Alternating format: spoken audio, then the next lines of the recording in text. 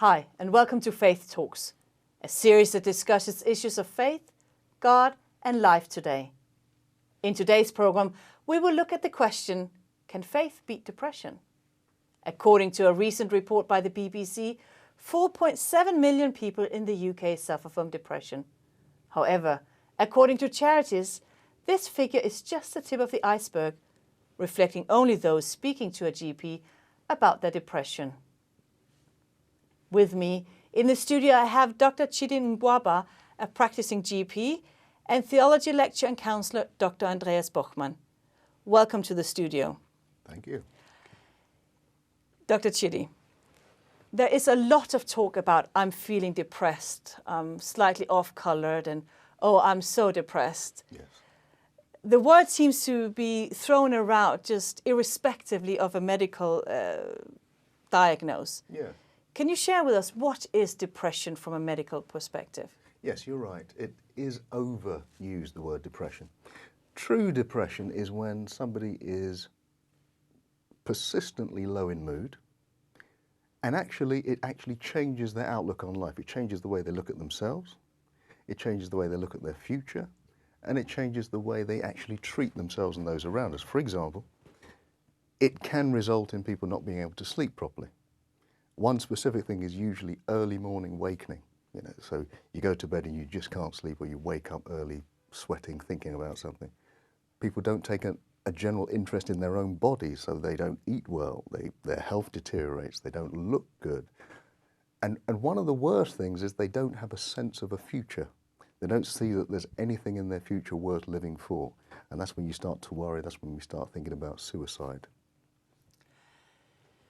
One could argue that depression is an illness and it is diagnosed as a disease. Sure.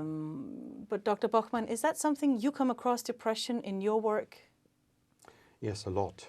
Many people feel that they can't quite cope with life as they used to, feel down, feel low, all the symptoms that have been described. And if they come with a Christian background, they often attribute some spiritual meaning to this kind of symptoms that they experience. Yeah. What type of spiritual meaning would a Christian person? Well, it's usually that the kind of attitude, I'm not good enough, I'm not praying enough, there's not enough business, I may not be good enough, I'm maybe too sinful, or even ideas of God is punishing me for something that I've done in the past, which usually is a typical symptom again of the illness, of the disease the doctor has just described. But then again, if there is a medical reason, why is there then this stigma attached to it? Why does it have a spiritual way of living itself out in a Christian community?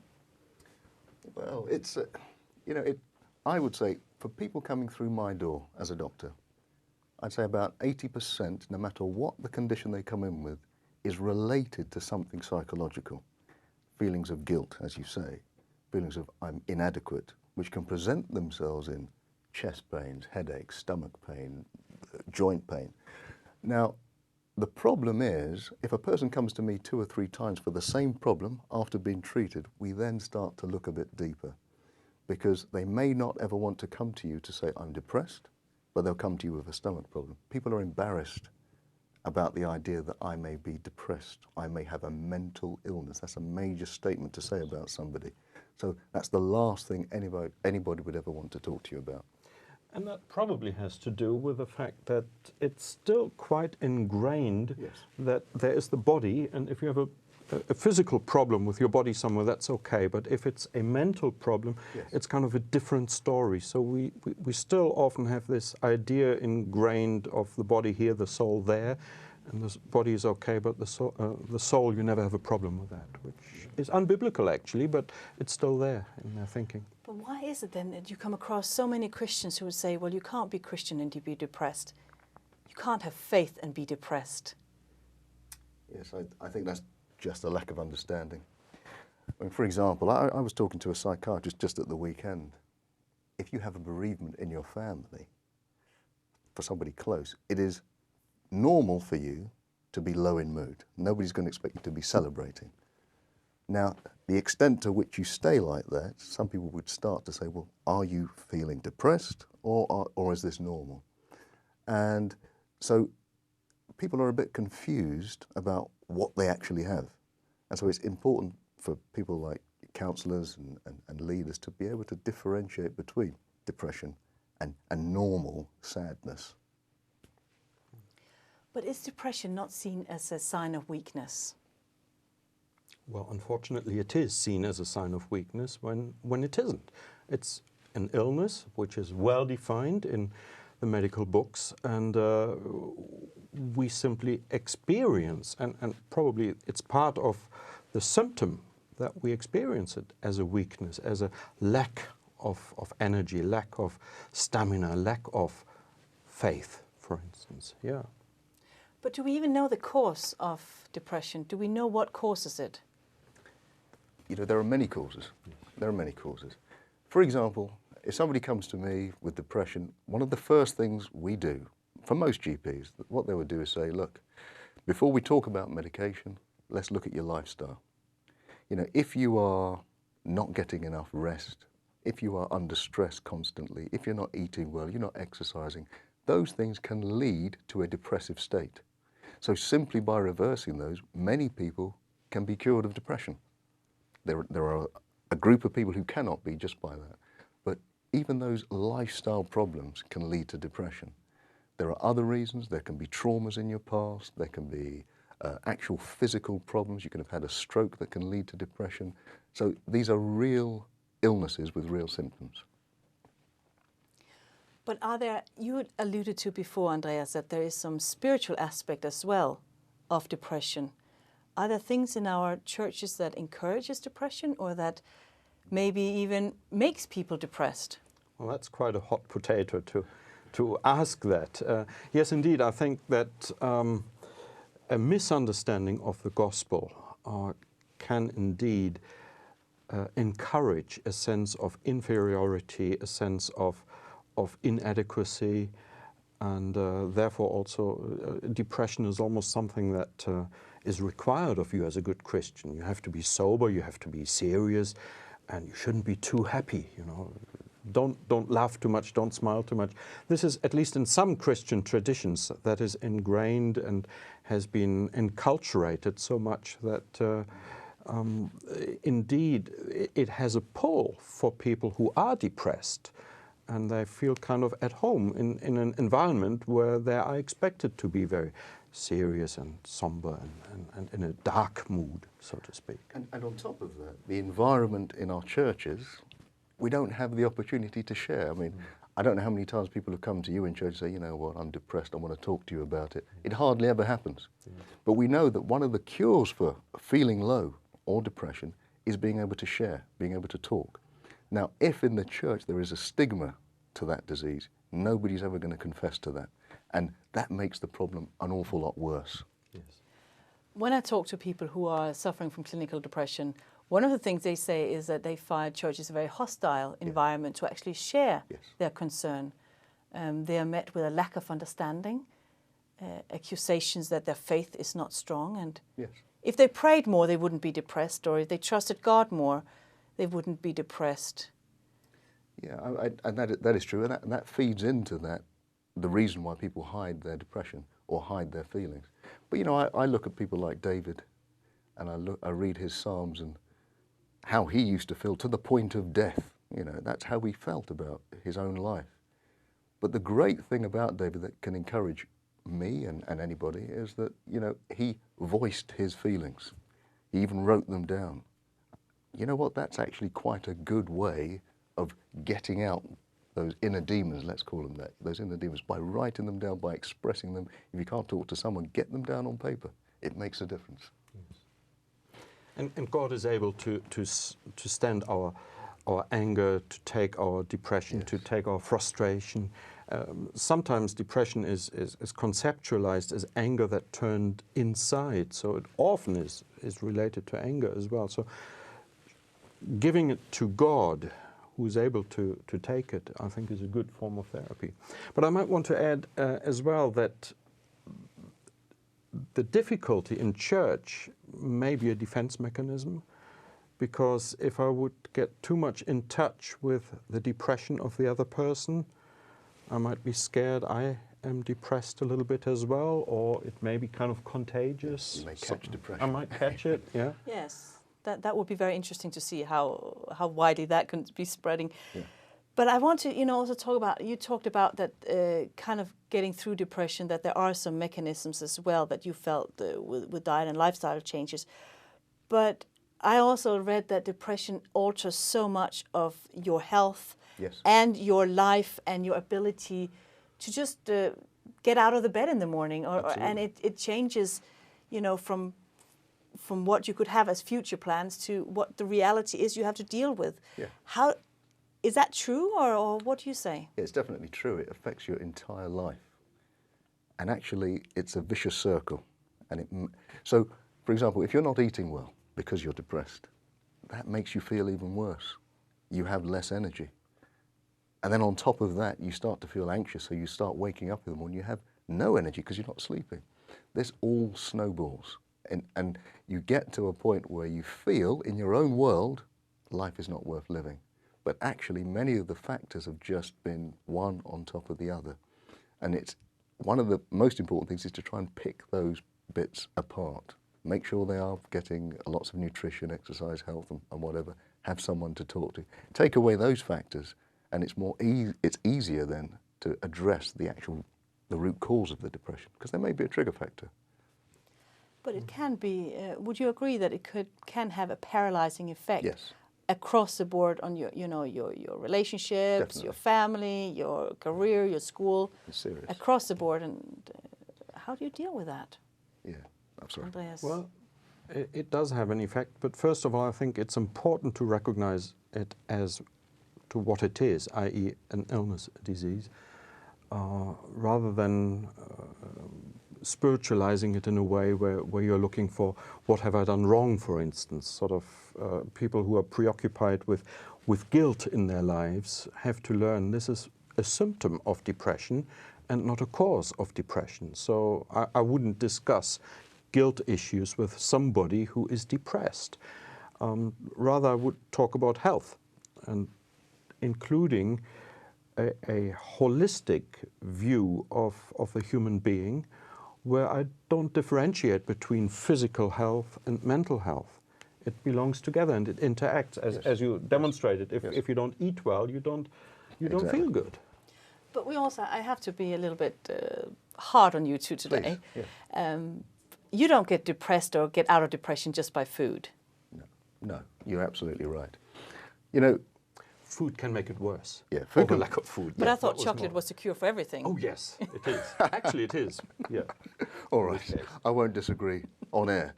But yeah, I mean, it's not all about food, it's not all about lifestyle. There are people who have had major traumas in their life that need to be overcome. What we were just talking about is how to make it slightly easier for those people to overcome.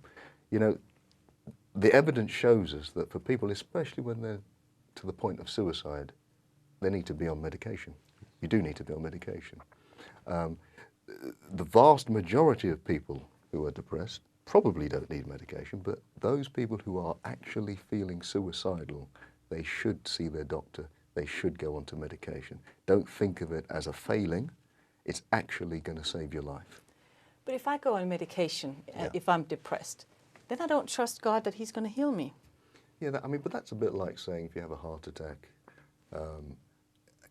and you have medication for that heart attack, you don't trust God. No, God has given us the ability to come through with all kinds of techniques for wellness, and we shouldn't see it as a failing just to get medical treatment. And I push that message in all aspects of health, by the way, because I do tend to find amongst the Christian community that we are starting to go down a road where we feel medicine is actually a failing.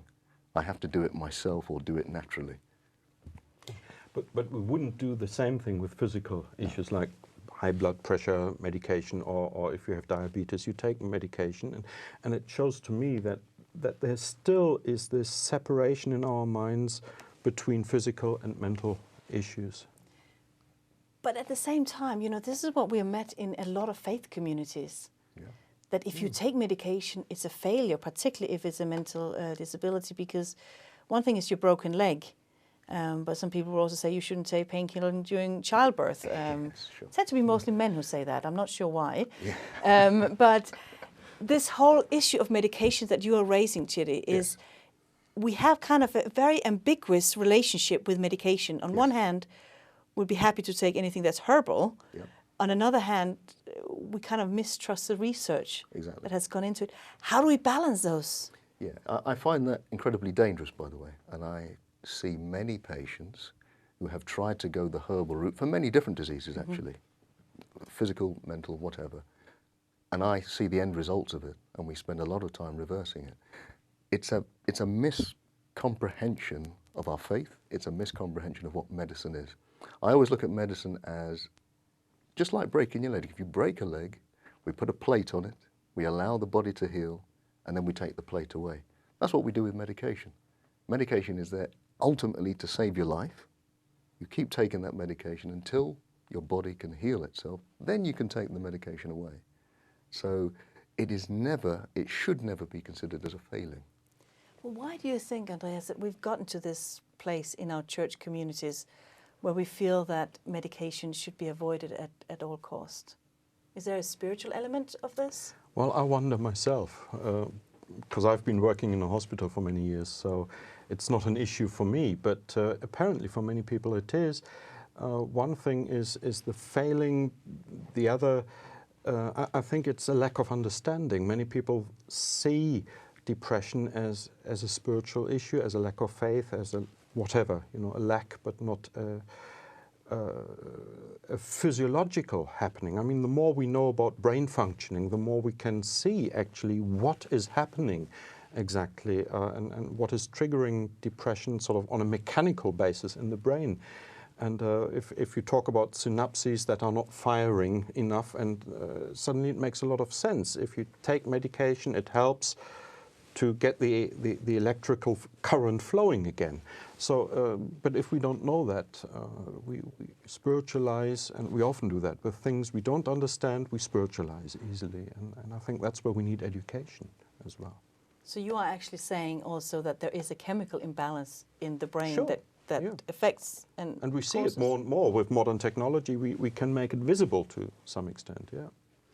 Yes, and that is absolutely true. You can see that. With many mental illnesses, you can see the actual physical change, and it comes from the synapses. But also, what we also know is that it can be triggered. You can have a perfectly working brain. If something happens to you to make you depressed, that can actually change your brain. It's a bit like what the Bible says, by beholding we become changed. By something serious happening to you, you will then start to see changes happening in your brain. Certain neurons will stop firing. Other neurons will overcompensate, and you will then start to see big gaps in your synapses. It's really interesting. I came across some research the other week, and it kind of stuck me a little bit. It was from Scandinavia, and a research shown that Baptist and Adventist women were 57% more likely to be hospitalized for depression than any other people group and any other faith group. And I'm just baffled. How can that be? Are there certain faith groups that are more prone to depression? Is there something in the faith of the Baptists and the Adventists that make them more depressed? I don't know. Well, I think it's an interesting study, and I would like to see that study. But if I take faith groups in general, it could be, for hospitalization, it could be that that's because they present to the health professionals a lot later, and they could present later to health professionals because of that, as you say, the guilt, the stigma. They don't want to be seen as, they're supposed to be a strong Adventist. How can they have a mental illness? That's a possibility. But yeah, as I say, I'd like to see that study. And then maybe, I don't know, we would have to look at the study in more detail, but there may be a theological component to it as well, because I know from my home country, from Germany, that the pietist areas, where there's a particular style of theology, is much more prone to depression as well. So there may be something within conservative, evangelical churches, Protestant churches, something that is attractive to people who are depressive or that fosters depression. And I'm wondering, aside from the medical model we have discussed, I'm wondering what kind of responsibility the church has and how the church can help people who feel low or feel depressed. I mean, as you said, the clinical definition of depression is very narrow, but depression is a very broad term, Exactly. sometimes simply expressing, I don't like to work today, so I'm depressed. But how do we deal as a church, as a faith community, when there is somebody who suffers? And I think this is where we as Christians have to reconsider some things and rethink. That was actually my next question. So I'm really glad you already started on that, Andreas. So how do we respond as a church community? Can there be any healing in faith? Can a faith community make a difference in people's lives when they're struggling with depression? Well, very often it doesn't. That's the unfortunate thing. Very often the church turns away, in part because they don't understand, in part because it's too much to handle. I mean, a depressed person is draining. If you deal with depressed persons or with any mental illness, it's draining. It takes energy from you away as well. And especially if you think it is something spiritual, then you try to keep away from it and just encourage with simple things like pray more or sing a few more songs, something like that. Which is not completely wrong, that's not what I'm saying, because singing, for instance, can be very helpful in depression, can be. But if we simply say, sing more, pray more, what we actually are saying is stay away, I don't want to deal with it. And this is where I think we need a sense of community, we need a sense of caring, where we accept that church is a place where you can be weak, where you are allowed to fail, where we have love for one another no matter what. And then, of course, where we are educated well enough to say, get help, get professional help. It's okay, and we will pray for you, but not instead of going to the doctor, but as you go to the doctor, like we would do in any other illness as well. Yeah. And I think that's very important. And churches have to become places where we can talk, where we can feel safe and secure that there's no gossiping going on, but I can come to you and say, look, this is my problem. Yes, I may be embarrassed by it, but I just need to talk to you about it.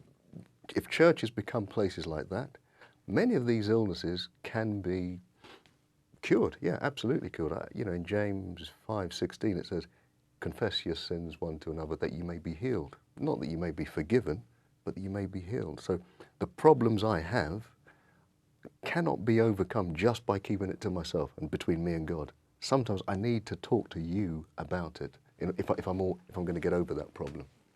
And in that talking and that sharing, I do know that people who are struggling with depression also say they are met with, it's God's plan for you. God wants you to experience this, and it's just part of everybody's faith journey that some people have to be depressed. Yes, God likes to torture us a little bit once in a while. I mean, that's a very interesting image of God, isn't it? Yes. So, though there also is, if you look at church history, there also is an experience that is described in very similar terms to depression that actually is a darkness of the soul. It's called the dark night of the soul, where you may have a spiritual experience that looks like depression, but is in fact an encounter with your own limitations, with your own failings, and ultimately an encounter with God, who is with you even in the deepest darkness of your life. Yeah, you have that as well. Yeah, going back to David, I keep talking about David today. But when he said in Psalm 23, even though I walk through the valley of the shadow of death, I quite like that phrase, because it means that yes, you go through the valley of the shadow of death. Nothing describes depression more than that. But what he says is, even though I walk, so I'm going to continue to walk through it, even though I'm in it. And that is something for encouragement. Yes, we will go through the dark night of the soul, all of us will. But the encouragement is, this is just a short time. It's not the way we're supposed to be for the rest of our Christian experience.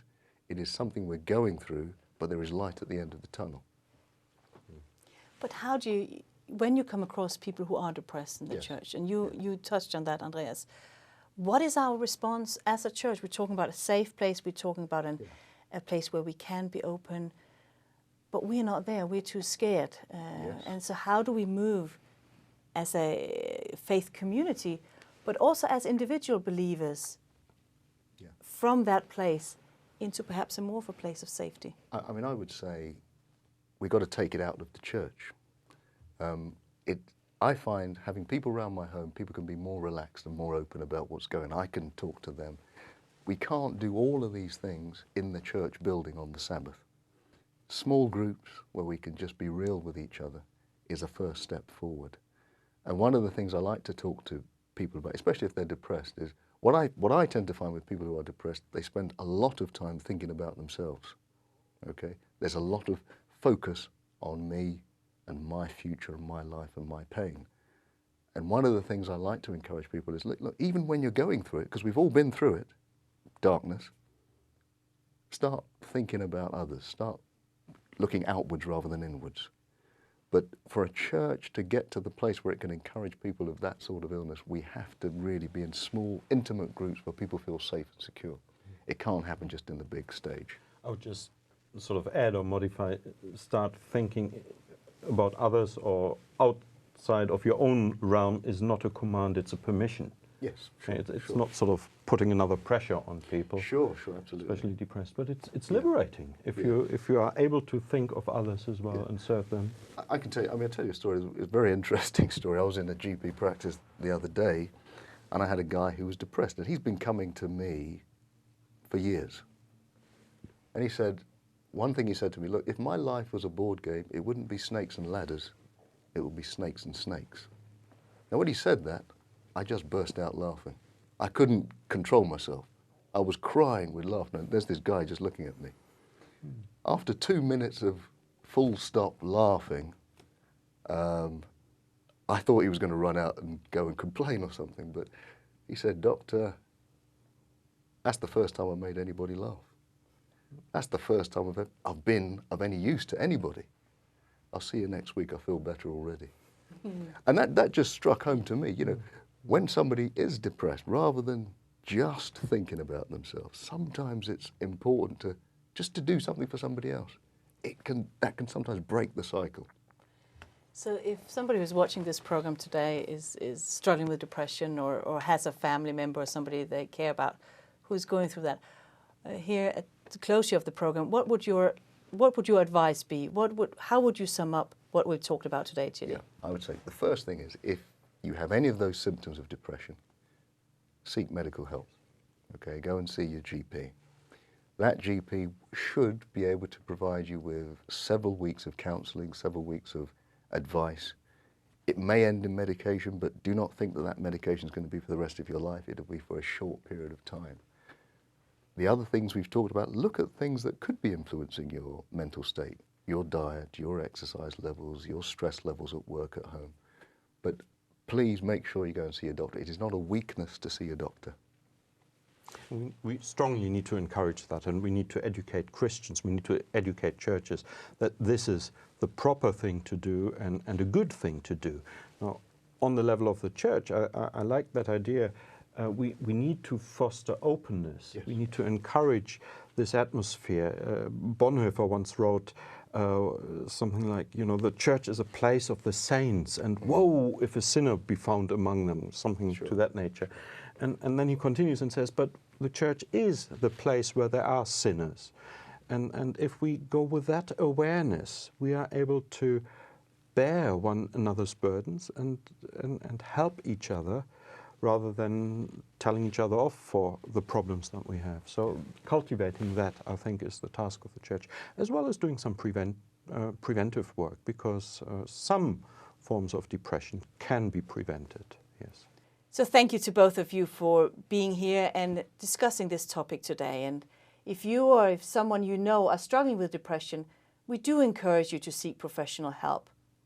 If you want to join in the discussion we've had today, do get in touch with us via email or through our Facebook page. Until next time, thank you for watching.